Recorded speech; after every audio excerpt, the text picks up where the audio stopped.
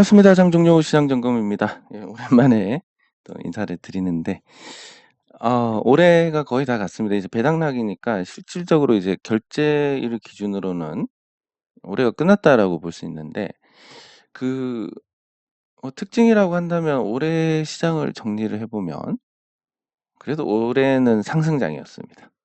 예, 연초에 비해서는. 연초에 2200선 정도에서 시작해서 2600선 정도로 마감을 했으니까, 올해만 놓고 보면 거의 증시가 한 20% 정도 상승한. 근데 지수가 20% 상승을 했는데 계좌가 20% 늘어났느냐? 예, 대체로 아닐 것 같습니다. 보통 이렇게 아주 급격하게 상승을 하거나, 요때처럼, 아니면 이때처럼 뭐 장기간 상승을 하거나, 이럴 때야 개인 투자자들이 돈을 벌 수 있는 거고, 뭐 횡보라든지 아니면 잠깐 오르는 이런 장세에는 재미를 못 보는 경우가 예, 대다수입니다. 그러면 이제 올해는 작년에는 하락장이었고 올해는 뭐 20%가 오르긴 했지만 큰 틀에서 횡보장이다라고 본다면 이제 내년에 본격적으로 상승장이 전개가 되지 않을까. 단순히 기술적인 이유뿐만이 아니라 지금 해외 증시하고 여러 동향을 봤을 때 우리가 중국 영향을 벗어나는 이 과정 속에 있다고 본다. 예, 그 틀에서 생각을 해보면 결국 이제 다른 나라들처럼 키 맞추기 흐름을 하지 않을까라고 생각을 할 수 있습니다. 아직은 이제 중국 증시하고 연동이 돼가지고 중국 증시는 계속 죽을 쓰고 있고 예, 여기에 연동이 돼서 우리 증시에 힘을 쓰지는 못하고 있는 상태인데 예, 유독 이제 비슷한 그림을 그려가고 있는 국가가 예, 한국하고 홍콩입니다.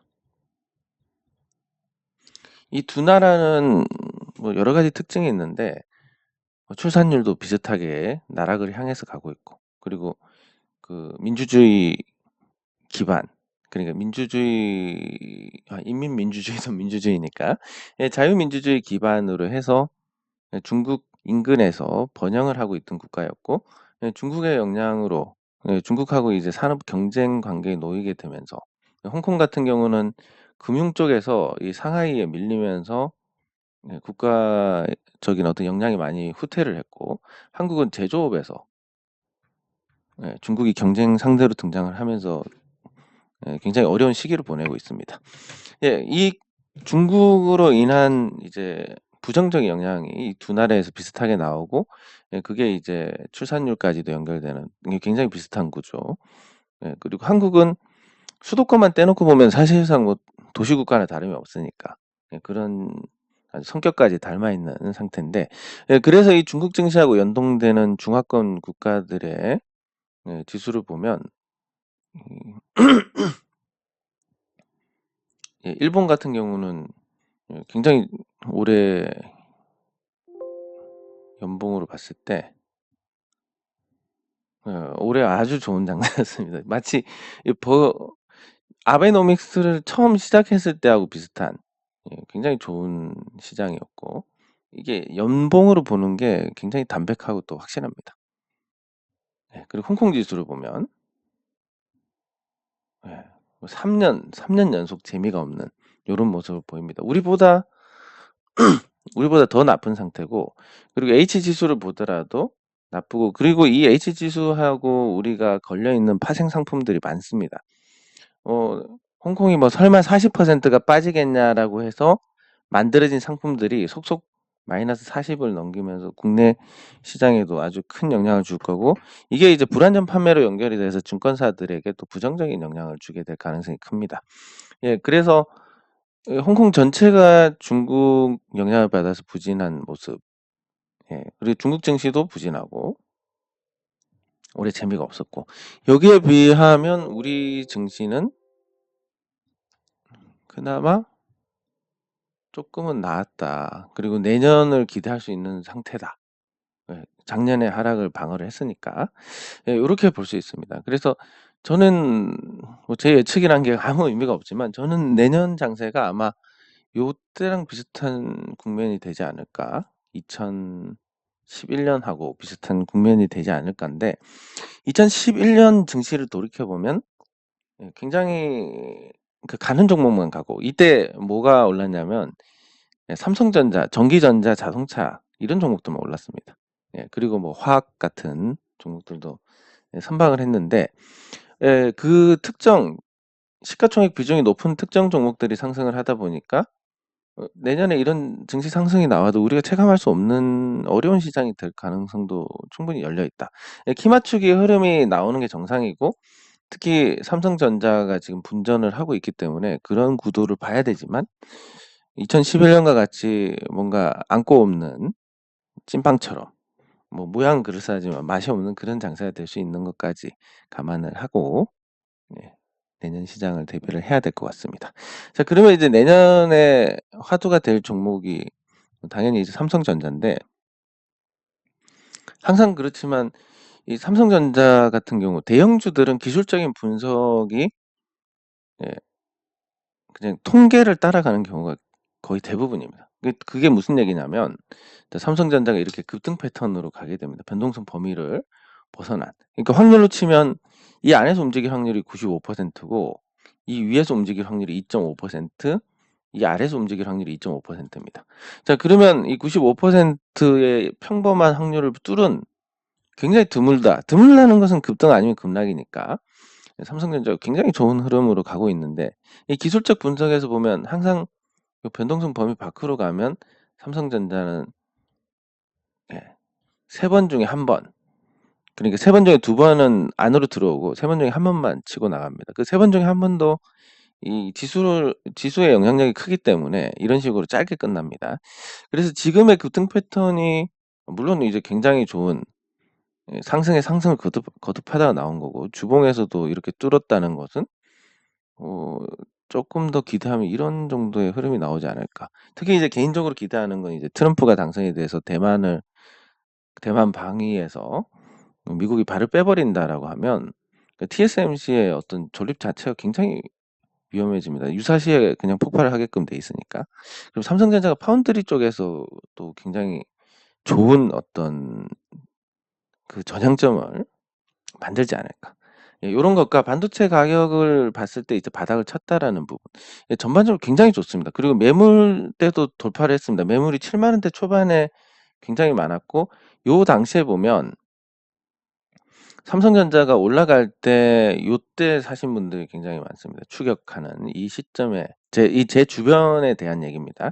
그리고 개인 투자자들이 들어오면서 이 기관 외국인들이 빠지는 이런 형국이었는데, 그리고 고점을 찍고 삼성전자를 샀던 가격대가 8만 원대가 그때 당시에 많았습니다. 그래서 매물이, 과거에 묵은 매물이 많은데, 근데 이 매물이 일반적인 종목하고는 다른 성격일 거다. 8만 원대 지금 누적된 매물이 많습니다. 예, 그럼에도 불구하고 일반적인 종목하고 비교해서는 매물의 어떤 영향이 크지 않을 거라고 보는 게, 이 첫 번째로 이제 그 삼성전자 주주 한 240만 명 정도 되는데, 네, 상당수가 '이걸 가지고 단타로 대응을 해야지.'라는 분들이 비중이 그렇게 크지 않습니다. 그러니까 그 당시에 이제 저금리고 하니까 그 '이자 대신 넣어 놓는다.'라고 생각하신 분들이라서, 제가 아는 주변의 분들도 7만 1천 원 정도인데 파실 생각이 없습니다. 수익이긴 해도. 예, 그리고 뭐 8만 원대에서 물 타 가지고, 그러니까 매물대가, 이 8만 원의 매물대가 강한데 이 8만 원의 매물대가 영향을 그렇게 강하게 끼치지는 않을 거라고 보는 게, 계속 사셨기 때문에 단가가 한 7만 원 정도로 떨어졌을 거고, 그리고 일반적으로 주식 투자를 하는, 이 매매를 자주 하는 이런 성향의 또 대응도 아니고, 요렇게 되니까 8만 원의 묵은 매물대 소화가 분명히 시간은 걸리겠지만 일반적인 종목에서 나오는 그런 정도의 어떤 부담은 아닐 것이다. 요렇게 볼 수 있습니다. 기술적인 분석으로만 봤을 때 통계를 따라가니까 여기서 이제 시원하게 찍고 가는 것보다는, 예, 그냥 짧은 랠리 이후에 돌아오는 그런 흐름을 예상을 할 수 있지만, 이 선거 전에 어떤 주식시장 분위기라든지 금리 인하에 대한 기대감이라든지, 예, 요런 부분들이 작용을 한다라는 거. 예, 그래서 조금 긍정적으로 볼 수 있지 않을까 싶고, 예, 그리고 삼성전자가 이 유동성의 공급 역할을 하게 됩니다. 그래서 삼성전자라는 이런 항아리 안에 이제 팔아도 될 만큼 물이 가득 차 있습니다. 그러면 이제 이 삼성전자를 팔아서 다른 종목을 사는, 이런 이제 유동성 공급 역할을 하게 되는데, 그래서 정상적인 경우는 삼성전자를 팔고 이제 그 중소형주로 이렇게 매기가 확산이 될 가능성이 크다. 경험적으로 봤을 땐 그렇습니다. 삼성전자를 팔고 중소형주를 사면서 중소형주가 회복될 가능성이 크다. 다만 2010년, 2011년에는 정말 가는 종목만 가는, 굉장히 좀 영양가 없는 장세였는데 환경 자체는 이때랑 비슷하다라는 거. 그래서 뭐 항상 그렇지만 미래는 알 수 없습니다. 알 수 없고 확률적으로만 따져보면 단기적으로는 키 맞추기고, 내년 1년 내내 보면 예, 전기전자하고 자동차 그리고 뭐 요런 쪽에서만 움직이지 않을까라는 생각을 해보게 됩니다. 그리고 이제 주의해야 될 게 저 반도체인데, 셀트리온이 이제 합병 성공을 하면서 시가총액 10위 안에 삼성 바이오로직스하고 셀트리온, 합병한 셀트리온하고 시가총액 10위 안에 2개 종목이 들어오게 됩니다. 근데 이 종목들이 과연 다른 종목하고 숫자로 봤을 때 비교가 되느냐? 그러니까 지금 삼성 바이오로직스가 시가총액이 51조 원입니다. 51조 8천억인데 이 정도 시가총액이면 뭐 현대차보다 시가총액이 높습니다. 이 숫자를 봤을 때 현대차의 영업이익이 올해 아마 예상이 15조 원 정도 될 거고, 매출이 160조, 순자산이 100조 정도 되는, 그 굉장히 뭐랄까 시가총액에 비해서 숫자가 잘 나오는, 이게 연결 기준으로 잡혀서 그런 거니까 이 별도 기준으로 봤을 때 그렇게 보더라도 시가총액에 비해서 자산 규모도 크고 뭐 영업이익도 연간 기준으로 봤을 때 양호한 수준입니다. 그러면 이제 현대차를 보다가 삼성 바이오로직스를 본다면 이제 뭐 거의 연결 기준이긴 했지만 영업이익이 15분의 1이고 자산도 10분의 1이고 근데 시가총액이 삼성 바이오로직스가 더 높습니다.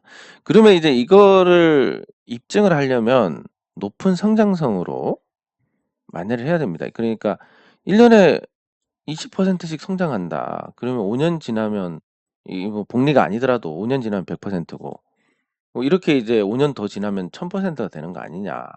그러면 지금의 프리미엄이 적정한 거 아니냐 이렇게 나올 수 있습니다. 그러면 이 매출이 과연 앞으로 계속 이렇게 붙을 것이냐에 대한 부분, 삼성 바이오로직스 같은 경우는 5천억에서 7천억이 되고 그럼 40%, 7천억에서 1조 1천억이 됐으니까 60%, 여기서 다시 한 뭐 40%, 여기서 거의 한 100%, 여기서 20% 이렇게 됐습니다. 평균적으로 봤을 때는 5년만 있어도 몇 배, 회사 가치가 몇 배나 늘어날 거고 10년 있으면 한 10배 이상 늘어날 거니까 그런 게 외부 영향이 적은 이 의약품 업종이라면 충분한 이런 프리미엄을 받아도 되는 거 아니냐라고 할 수 있습니다. 이게 이제 입증이 되려면 적어도 20%, 이때도 20% 이런 성장들을 계속 해 나가야 되는데 과연 그럴 만한 환경이냐. 뭐 삼성 바이오로직스는 그나마 뭐 삼성그룹에서 밀어주는 것도 있고, 그리고 실질적으로 이익을 내니까 그렇다 쳐도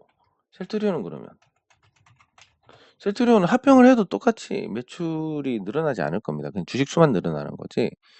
그렇게 됐을 때 셀트리온이 9천억에서 1조 1천, 1조 8천억 하다가 요 시점에서 이제 한번 주춤했습니다. 성장이. 그리고 요 시점에서도 또 주춤합니다. 이렇게 됐을 때 이런 균일한 성장으로 미래 가치를 땡겨서 받을 수 있느냐라는 관점에서 보면 굉장히 회의적이지 않나. 근데 그런 종목들이 국내 시가총액 상위 종목들 중에서 2개나 들어 있습니다. 그러니까 삼성전자부터 해서 그리고 LG 에너지 솔루션이나 삼성 SDI는 그나마 낫지만 요 종목들도 거품이고, 그리고 바이오 종목 2개도 거품이고 시가총액 상위 종목 중에서 절반 정도가 거품이다. 요런 상황일 때 이 시가총액 상위 종목 중에 절반이 거품인 이 시장에서 거품이니까 피한다 하면 뭐 또 재미가 없을 거고, 거품을 쫓아갔다가 거품이 꺼지면 이제 또 재미가 없을 거고. 예, 굉장히 또 계속 어려운 시장입니다. 그럼 이제 여기서 봤을 때 뭐 삼성전자가 달리고 자동차 현대차가 달린다, 현대기아가 달린다, 이렇게 됐을 때 시가총액에서 셀트리온이 들어오면서 LG화학이 밀려나가게 됩니다. 그러면 LG에너지솔루션, 그리고 뭐 네이버도 고평가 종목이니까 네이버, 삼성바이오로직스, 셀트리온, 뭐 이렇게 해서 삼성전자 우선주가 있으니까 거의 절반이 거품 종목이다라는. 그러면 시가총액 상위 종목 중에서 일부만 움직이고 일부만 안 움직일 수 있다. 항상 그렇지만 이게 같이 움직이지는 않기 때문에 뭐 정상적인 종목이 움직일 것이냐, 아니면 거품이 다시 움직일 것이냐. 근데 지금 시장 상태를 봤을 때 이 유동성 측면에서 봤을 때 주택 시장이 좋아야 주식 시장이 따라가는 구조가 됩니다. 근데 주택 시장이 내년에 아주 크게 좋아질 것 같지는 않다. 이런 걸로 봤을 때는 조금 그냥 삼성전자랑 자동차가 움직이는 시장이 되지 않을까. 예, 그러면 그 삼성전자하고 자동차 이런 개인 투자자들이 많으면서 실질적으로 실적을 내고 배당을 주는 이런 종목들이 움직인다라고 했을 때는 키 맞추기 흐름이 단기 연초에는 조금 가능성이 높지 않을까. 예, 이런 관점에서 접근을 하시면 될 것 같습니다. 그래서 시장 시장 전체의 어떤 그 상태는 어, 연초 키 맞추기고, 길게 보면 이제 그냥 계속 가는 종목만 가는 이런 재미없는 시장일 것이다. 이렇게 보시면 될 것 같습니다. 예, 댓글 확인하도록 하겠습니다. 예, 뭐 평생 이 활동을 해야 될 것 같은데, 제가 이제 항상 그렇지만 뭐 일을 좀 능력에 비해서 많이 벌린다기보다 일이 안 끝나니까 예, 뭐 이렇게 있으면 이게 끝날 걸 예상을 해서 이걸 시작을 합니다. 그리고 요것도 끝날 걸 예상을 해서 이걸 시작을 하는데, 안 끝나고 이렇게 되니까 지금 업무량이 많다 이거라서. 그래서 뭐 제가 이제 태양광 쪽은 조금 시간이 걸렸지만 이 적체된 일들을 연말이면 다 해소가 될 것 같습니다. 요거는 이제 정상이 될 거고, 첫 번째 시작한 이것도 정상이 될 거고, 요건 뭐 담보해서 찾는 거니까 또 정상이 될 거고. 그래서 내년 상반기 중으로 아마 대부분의 일들이 해결이 될 것 같습니다. 좀 빠르면 한 2월? 예, 빠르면 2월이면 다 해결이 될 것 같습니다. 이렇게 되고 이제 생각이 드는 게, 무슨 우리가 뭐 열심히 해서 돈을 버는 거는 다 그렇지만 큰 돈을 버는 건 사실 운인데, 지금까지 아시다시피 우리가 운이 나빴기 때문에 계속 나쁠 것이다라고 봐야 되느냐, 아니면 지금까지 운이 없었기 때문에 운이 좋을 것이라고 봐야 되느냐, 요거를 생각을 해야 되는데, 감사합니다. 예, 감사합니다. 근데 이제 제가 이제 드는 생각은 그렇습니다. 꿈이 능력에 비해서 너무 컸지 않나. 그리고 잘하는 거에 집중을 하는 게 우리 전체에 더 좋지 않을까. 그래서 엉뚱한 짓 안 하고, 예, 감사합니다. 잘하는, 우리 이제 주식, 잘한다기보다는 해왔던 어떤 주식 투자 관련된 거 하고, 그리고 태양광도 어쨌든 우리의 투자의 일환이니까 전체적으로 봤을 때 재테크인데, 예, 이거 키 맞추기를 하면 좋겠습니다. 전체적으로 봤을 때 이 재테크에서 우리가 잘할 수 있는 이 안에서 부동산은 뭐 저보다 더 각자 잘 하시니까 요건 빼고, 주식의 대형주도 사실 뭐 없습니다. 대형주 그냥 사서 쌀 때 사서 기다리면 됩니다. 그래서 이 좀 세세하게 할 수 있는 이 중소형주하고 이 태양광하고, 여러분들께서 알아서 잘 하실 수 있는 이런 거하고 같이 이렇게 맞물리면 여러분들의 어떤 자산 증식에 도움이 되는 그런 활동이 되지 않을까 싶습니다. 예, 그리고 뭐 여기에서 이제 파생되는 게 있습니다. 예를 들면 이제 그 태양광도 이제 분양을 하지 않는다는 것보다 방식을 바꾸려고 합니다 지금. 이게 기존의 방식이 너무 일이 많아 가지고. 그래서 그냥 단순하게 이제 그 주식회사 사람들하고 그냥 투자 계약을 하는 걸로 간단하게 이제 이걸 바꾸려고 합니다.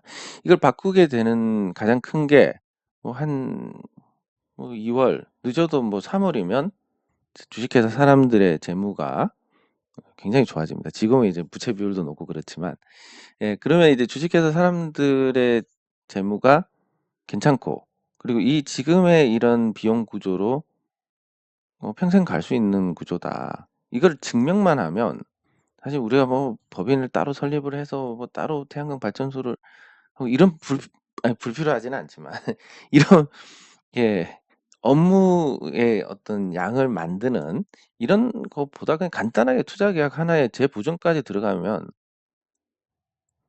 개인 대표이사 보증에 주식회사 사람들의 어떤 재무 이 2-3 월이면 이제 다 끝나니까 요걸 가지고 그냥 간단하게 서로 투자 계약도 뭐 내용은 다 정리가 됐는데, 뭐 예를 들면 어디 태양광 A라는 태양광 발전소의 수익의 몇 %를 가져간다. 되게 간단한 구조입니다. 요렇게 이제 앞으로 할 건데 이 얘기를 왜 했지 근데? 이거 그러니까 이 일들이 정리가 되면, 점점 이제 더 간단해지고 좋은 방식으로 가게 될 겁니다. 그래서 여러분들 제일 큰 거는 이제 뭐 제가 같은 일을 해도 최대한 많은 분들이 혜택을 봤으면 좋겠고, 그리고 같은 일을 해도 좀 더, 예, 좀 더 이제 의미 있는 일이 됐으면 좋겠고, 그리고 여러분들께서도 불필요한 이런 걸 줄였으면 좋겠고, 그거에 이제 가장 큰 게 신뢰인데, 뭐 제가 죽지 않는 이상은 뭐 그런 게 어긋날 리가 없으니까, 고렇게 이제 잘 바꿔 나가서 좀 더 도움이 되는 사람이 되도록 하겠습니다. SAT 같이 살펴보도록 하겠습니다. 감사합니다. 맞습니다. 이 심리라는 게 이렇습니다. 뭐 예를 들면 어떤 종목 같은 경우는 4,500 원을 가도 매물이 하나도 안 나오다가, 어 그 가치가 더 좋아진 시점에서 2,700 원을 갔는데도 매물이 나오는 이 사이에는 심리 외에는 아무것도 없습니다. 그래서 참 심리가 어떻게 보면 거의 뭐 전부가 아닌가. 숫자라는 건 변하지 않는 거니까. 감사합니다. 요것도 같이 살펴보도록 하겠습니다. 기아차. 감사합니다.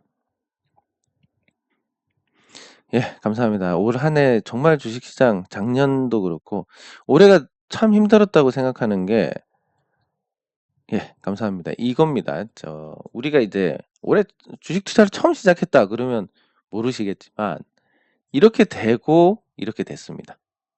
그러면 도대체 내 종목이 언제 회복하느냐 이걸 계속 보고 속을 끓고 계셨을 거기 때문에, 이 작년에 내려갈 때도 힘들지만 올해는 이 횡보 20% 오르긴 했죠. 연초에 비해서.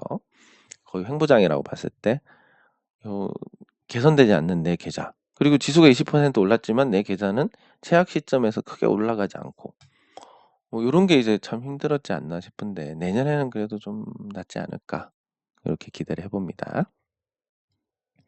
네. 그럼 SAT랑 이게 참 제 시간을 줄이려고 해도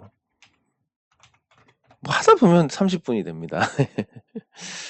좀 지루하실 것 같은데, SAT가 단기 급등을 하고 하락한 상태입니다.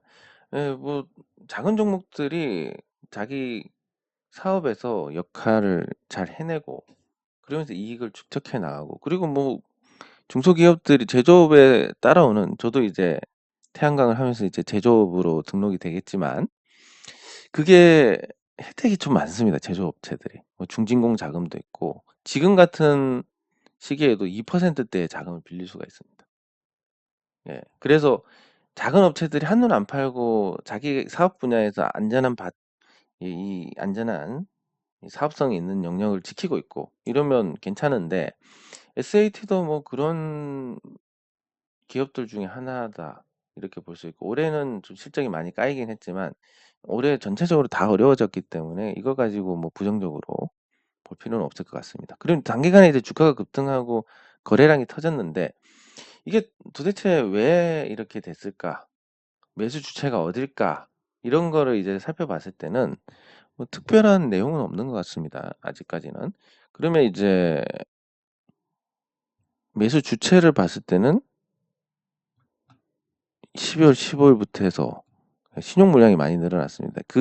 이 신용 물량이 많이 늘어났다라는 것은 뭔가 인위적인 움직임이 있다.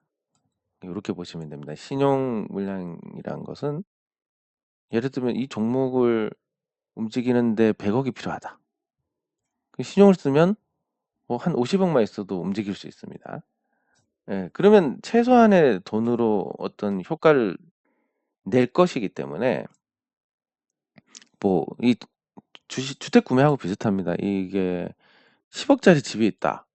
그러면 내가 현금이 10억이니까 10억짜리를 사야지. 현금 10억이 있으신 분들은 대출까지 끼고 15억짜리를 사시는 거고 5억 있는 분들이 대출 끼고 뭐 10억짜리를 사실 거고 5억짜리 아파트는 한 2억 있는 분들이 대출 끼고 5억짜리를 사실 거고 뭐 이런 것처럼 뭐 그런 개념으로 보시면 됩니다. 레버리지를 일으킨다. 신용 물량이 많이 늘어났기 때문에 뭔가 주가를 움직일 수 있는 그런 주체가 약간의 어떤 작업을 하고 있다라고 봐야 될 것 같습니다. 그럼 뭘 보고 하느냐? 실적도 작아졌고 했는데 뭐 여전히 저평가니까 주가 자체에 부담은 없습니다. 그리고 이 회사가 지금 하는 사업도 뭐 교통 관련된 장비의 제조 설치, 유지 보수 뭐 굉장히 노른자 사업입니다. 예, 그래서 최대 주주 지분이 또 40%니까 경영권의 어떤 위험도 없고 유통 주식 수도 40%가 적고 이런 게 이제 뭐 통상적으로 뭔가 이 모종의 협의가 된다면 주가 우리 한번 움직여서 어떻게 해볼게요. 그러면 대주주가 그렇게 하세요. 뭐 요런 모종의 물론 이제 이런 거는 뭐 거의 소설이라고 보시면 되는데 요런 모종의 어떤 협의가 없다라고 하면 이런 일들은 잘 일어나지 않습니다. 예, 그래서 뭔가 그런 모종의 어떤 게 있었고 시장이 보통 2년 정도 이런 움직이는 종목들은 2년 정도 텀을 두고 움직이는 경우가 많으니까 약간 그런 어떤 좀 보이지 않는 손의 움직임이 있다. 요렇게 보는 게 적절하지 않을까 싶습니다. 당연히 틀릴 수도 있겠지만 확률적으로는 그게 제일 맞지 않을까 싶고. 예. 그리고 예, 공매도 금지된 상황에서 그 대차 물량이 늘어났다. 요거는 어떤 거냐면 그 공매도 금지라는 거는 이제 일반적인 공매도에 대한 금지입니다. 그러니까 선물이 기아 같은 경우도 그렇고 시가총액 상위 종목들은 개별 선물이 상장이 되어 있습니다. 그러면 이 선물을 누군가가 매도를 했다. 매도를 하면 매도한 만큼 대차를 해서 이 매도를 해야 나중에 이 매수를 했을 때 주가가 떨어져서 갚았을 때 이거를 쳐낼 수가 있게 됩니다. 그러니까 그냥 단순히 선물 상품만 있다. 매도해가지고 매수돼서 수익이 났다. 그럼 이 수익을 누가 줍니까? 줄 사람이 없습니다. 증권사가 손해를 볼 수는 없기 때문에 그러면 이런 선물 매도가 들어왔을 때 여기서 이제 공매도를 하게 됩니다. 대차를 해서 이런 공매도는 공매도 금지라도 허용이 되어 있습니다. 예, 그 허용이 되지 않는 거는 이제 무차입 공매도 이런 파생 상품과 유동성 공급자와 상관없는 공매도가 금지가 됐다는 건데 예, 그래서 그 대차 물량이 늘어난 것은 이제 합법적인 파생에서의 매도가 늘어나면서 생기는 이렇게 이해를 하시면 될 것 같습니다. 네. 어쨌든 올 한 해 너무 고생 많으셨고 제가 내일은 저녁에 약속이 있어서 녹화를 할 수 있을지 없을지 모르겠지만 가능하면 내일 폐장일이니까 하도록 하고 내년 증시를 한번 또 같이 살펴보고 이제 뭐 이 주식시장이 점점 어려워지고 복잡해지고 이래서 예측이란 게 사실상 무의미해지고 기술적 분석이란 것도 통계로서의 의미성을 잃어가고 있긴 하지만 그렇지만 이제 시장이 돌아가는 이 상황 같은 거는 점점 더 명료해지고 있습니다. 왜냐하면 반응하는 재료에 대한 것은 또 거의 이제 정직해지고 있으니까. 이 정직해지고 있다는 건 좋은 겁니다. 왜냐하면 정직한 시장이 부동산입니다. 부동산으로 많은 분들이 대부분 어쨌든 통화 가치 하락을 방어를 해냈습니다. 그런 것처럼 주식시장도 예측 가능해진다.